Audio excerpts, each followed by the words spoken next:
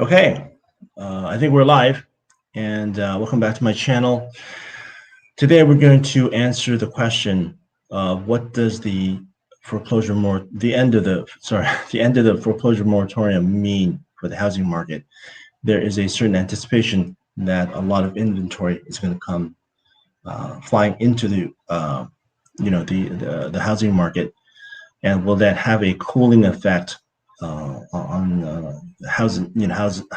The price of housing going into the following months. So excuse my being tongue tied a little bit. It's Friday night, so, and I'm starting this live stream a little bit later than usual. I think I mentioned before, my water here broke, so I'm still dealing with that emergency. So if you'll please bear with me, but that's the question that we're going to answer for you today, which is exactly what happens when all these hundreds of thousands of homes that might be going into the housing market. Because right now we know there's a dearth of inventory. Will that finally do enough to cool down the market? So let's jump into the data right now. But first, I want to mention I stream Wednesday night and Sunday afternoons. But oftentimes the financial news, or in this case the housing market news, is very active, and I feel the need to update the audience more frequently. So I'll do supplementary live streams like I'm doing this Friday. So with that said, let's take a look at the actual press announcement that we have. And I'm going to share my screen with you.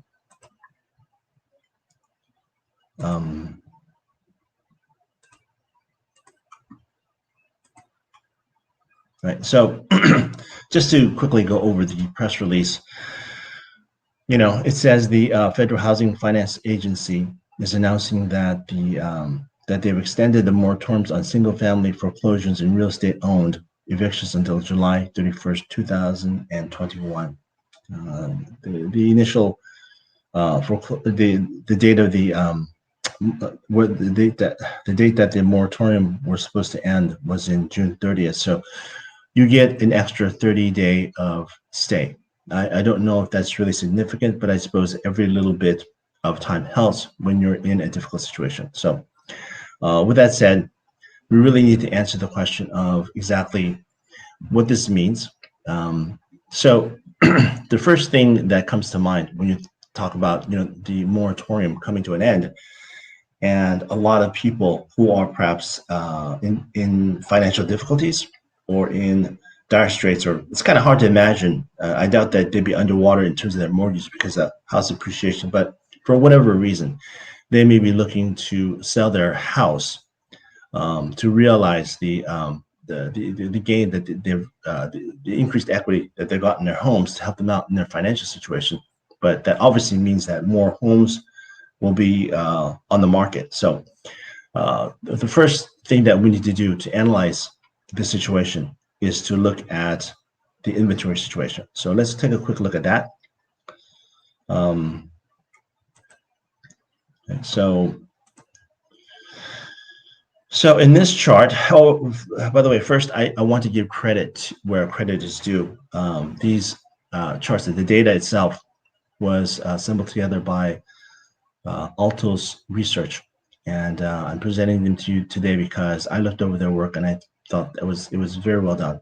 It gives a lot of great insight into what might happen. Obviously no one knows the future, but in terms of the current situation of inventory, housing prices, and what's likely to happen to the housing market with the end of the moratorium, I think we can gain some really meaningful insights here. So I do want to give them proper credit. They have a YouTube channel, and I do recommend that you subscribe to them because they do provide very good market data. But anyways, with that said, here, as you see in this chart, the source is Altos Research, and we are looking at new listings and immediate sales, right? And so we can dive deeper into the actual numbers if we wanted to, but I think the important thing right here is the actual trend, right? So in terms of the lighter I guess you call it pink, those are the homes that were put in the market and sold immediately within a few hours or within a couple of days, right? And the other darker red are new listings that are still selling very well. I mean, there's no mistaking the fact that they're selling very well, but they weren't gone in a matter of hours, So collectively, those two represent the amount of inventory that's in the market right now. And, you can see since January of this year to June 18th of 2021, both types of home inventory has been going up, significantly. The amount of inventory that is on the market for a reasonable amount of time. We're probably talking about, a few weeks. And even the sales that are of homes that are gone immediately, you see that they are in fact increasing. So the inventory situation is starting to ease, even though we know that currently the actual level is very, very low, right? So the thing that we can take away from this particular chart is that the situation in terms of a very tight inventory is starting to ease. However, what does that mean for the historical level? Because, economists talk about, household formation.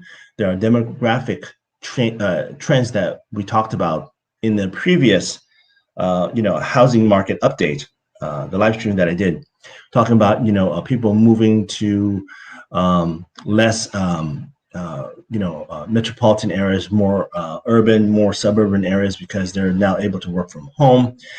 And so there are demographic changes in terms of movement. There's a demand for more space because of the pandemic. And so we also need to have an understanding of, what's the historical situation in terms of the current inventory of houses for sale, because we see that the trend is improving, but has it improved enough to really make a difference? So let's take another look at this chart here. And this chart is showing total inventory homes for sales of single family. And here, you can see what economists have talked about, what housing experts have talked about in terms of a dearth of inventory. I mean, this is hangover from the 2008 housing collapse that we experienced. And of course, there's still lots of memories about that. A lot of the home builders are we're still wary about building homes because of the financial difficulties that they encountered. So this chart going back to July 2015 and going all the way up to to this year, you can see that the overall level of single family homes is very, very low. Historically, it is very, very low. Now, if you look at the line chart at the end, what we saw in the previous, is that the situation is starting to improve, right? So that's an encouraging sign. If you're in the market to buy a home, but historically, even though we have that slight improvement here, right, compared to the historical levels of going back to 2015, it's still very, very low. So that gives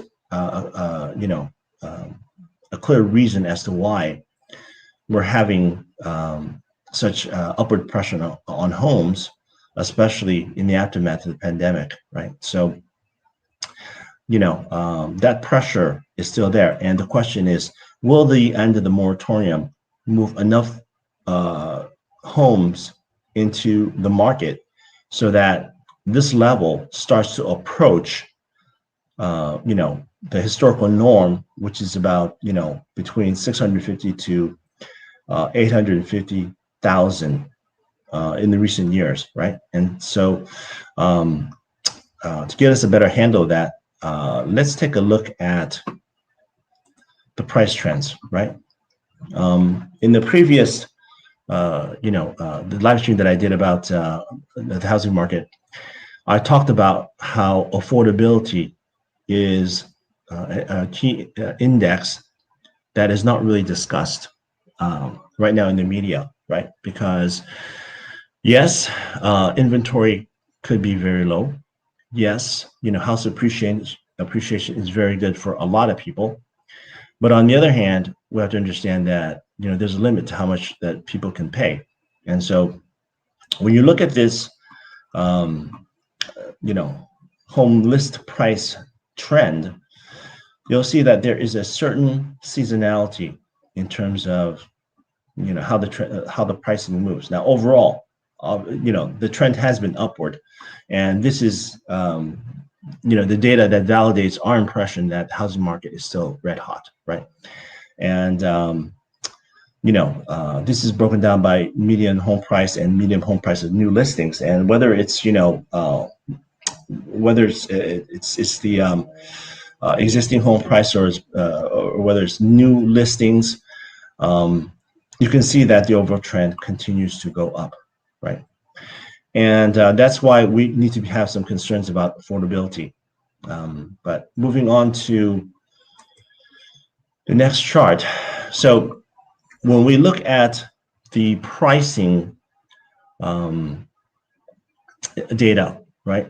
For us to get any signals about whether the market is actually cooling down or still accelerating, one ratio that we can look at is the percent of properties that have a recent price reductions, right? And so, a couple of things to note about this chart right here, which is that on this chart, 2020, the price reductions were there, but they were actually pretty steady. There wasn't a lot of movement, and they were not historically. We're talking price reductions, in the 30%. And during the Great Housing Collapse, we easily saw price reductions of 40 to even 50% in some of the more distressed areas, right? So looking at 2021, take a look at this line right here, right? So there are two things to note. First is that at 19.2%, it's very, very low. This is the affirmation of the fact that people are saying the housing market is really high. It's acting in a way that is historically perhaps unprecedented, right? And the fact that there are so little price reductions in order to move forward the sales of homes is an indication of the level of demand that's still out there. So so 19% is very low. And we do, however, see that there is a slight upward trend, of prices being reduced in order to close the sale, right? So, what does this mean? Let's take a pause in this at this moment and say, okay, so we've had a review of the inventory situation historically. The inventory of homes is very, very low, right? That's definitely putting upward pressure on housing prices.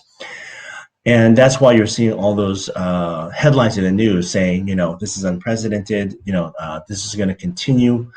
And we saw in the pricing data that, yes, overall the trend has been since 2015 that home prices have trended upward. Okay, we all know that. But also in terms of the actual, amount of properties that have been reduced to move forward a sale is the lowest it has been for a long time, right? So that sets the kind of inventory and pricing conditions that we are facing right now. And again, the question becomes, what happens when the moratorium ends? There is a significant increase of homes that are available for sale, right? So let's continue to take a look at the data to tease out exactly what is likely to happen, right? So this is a chart of median days on market. In other words, how long does it take for a home to be listed for sale and for it to be sold off. They closed the deal, right? So going back to April 17th, it was maybe 60, maybe 56 days. We're going into 100 days, and so we do see a kind of a cyclical movement in terms of how long a market will. How long a home will stay on the market. But when people, and including economists, talk about how this housing market is somewhat unprecedented, take a look at this figure right here, right? Around April of 2021, right? A house is typically on the market for about 21 days, right? Maybe let's call it 3 weeks, right? And that is, quite frankly, a stunning figure, right? That's a testament to both the low inventory, which we saw historically very low, and we saw that the price reductions were very minimal. They were the lowest that we saw in the last few years. So inventory is low, demand continues to be high, and a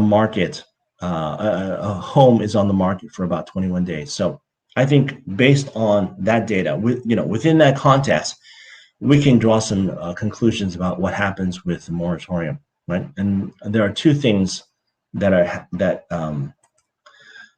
we need to keep in mind. So again, let's take a look at the number of days in housing, because this is pretty astonishing, right? So we had periods of where a house was on the market for 100 days. That wasn't too unusual. We're bouncing around between 56 days to 70 days, 100 days, and suddenly in this latest period, we're dropping down to 21 days. So, let's think about exactly what all this means, which is there are two things to keep in mind. One is that the housing appreciation has been sustained and very real, right? And number two is that a home that is that goes into the market, put up for sale. You have your realtor, they put the sale on, saying for sale. It stays on the market for 21 days, 3 weeks. That is an enormously short time for it's a very, very fast turnaround for a home to be sold. So the conclusion is, look, even if you are, let's say, you've lost your job from the pandemic, even if you're in financial difficulty, if you find yourself in that situation, what is your likely response, even if the moratorium were to end? Well, you're going to realize that you have built up quite a nice bit of equity in your home, right? It doesn't mean that you're really in financial straits if you can actually sell your home, right? To realize the gain in your house, right? And you look at the market right now, and you see that a home will go on sale for 3 weeks. So what's the worst thing that could happen to you, right? The moratorium ends. You've got a house on your hands that has appreciated in value significantly. What is the most likely response? Well, you say, even as a worst case scenario, right? Even if I have to move out of the house, you're going to sell. You're going to sell, and that house will be sold within 3 weeks, right? You might sell even faster, or maybe a little bit slower, but the average is about 21 days. So, how much of an inventory increase would it have to be from the end, the end of the foreclosure moratorium to make a significance in the market? Well, taking another look at this data right here, right? We would likely have to be back up into the 600,000 single-family homes available for sale for that to really make a difference in terms of the sales price, and for demand to be satisfied to the level where housing prices might actually stabilize or actually start dipping down, right? Now, that is simply the inventory situation. So my conclusion is that the moratorium is really not going to have much of an impact because, the fact that, a home is being sold within 21 days basically means that there's very little to fear from a seller. He's going to realize the gains in the market and be made financially whole, or certainly better than before. So what's the overall impact? Not very much, right? I don't think so. Now, that doesn't mean that, in my opinion, the housing market is going to continue to go up and up. We talked about the importance of tracking the affordability index. And in my next housing market update, we are going to take another look at that and see if that's enough to put further brakes on this red hot market. But anyways, that's it for tonight. I hope you found that useful, and I'll see you in the next video.